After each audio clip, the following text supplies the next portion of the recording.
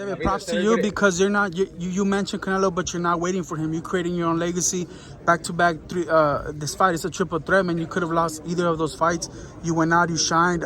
With this one, just you're not waiting on Canelo. You know, you're still creating your own legacy, your own path, your own way. The only person that thought I could lose these fights are you guys. I didn't think I could lose this fight. I knew they were guaranteed victories. I knew that I was have to train hard to get the victories. But at the end of the day, like I said, I want to cut my path out and make my own way. If this fight with me and Canelo happens and it manifests itself later, I'm gonna be 100% ready for when it comes. Benavidez, everybody talks about Canelo. Any interest on Munguia or Bivol, specifically? Well, so I'm gonna answer a few questions too. When I moved out from 168, the reason I moved out is because I knew the fight with Munguia, Berlanga, and all those guys there was never gonna happen.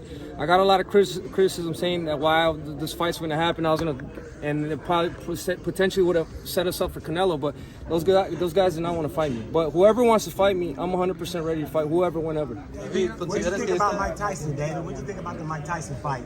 To be honest with you, I think it was a good fight, a good turnout, but I don't want to see Mike Tyson fight no more. I think he hopefully hangs it up. I think it was a good show, but shit, he needs to retire. You mentioned had taken umbrage with Jake Paul's victory over Mike Tyson and wanted revenge at. There's been a number of guys that have called him out. If you would have tried to hurt Mike Tyson, maybe. But, you know what I mean? Mike Tyson, you know, he went in there, he made a good paycheck, and he deserves that, you know what I mean? I'm just happy that he didn't get hurt in there, you know, because at the end of the day, Mike Tyson's Mike Tyson, but a 6-year-old Mike Tyson is a different Mike Tyson, you know what I mean? So I feel like it was a good event. What do you think about the way that Jake Paul's going about things, sort of looking for boxers that are on the outskirts of health and career, older guys, maybe guys that, in the eyes of the public, may be a little bit more washed up? I mean, at the end of the day, you're your own man. If you agreed to the fight, you signed the contract, then that's on you. 2 more questions. So many fighters. Jake is my friend, but I don't know. What do you think of him? What do you think about him as the promoter, though? Putting Amanda Serrano and Katie Taylor in such tremendous position to make as much money as they did.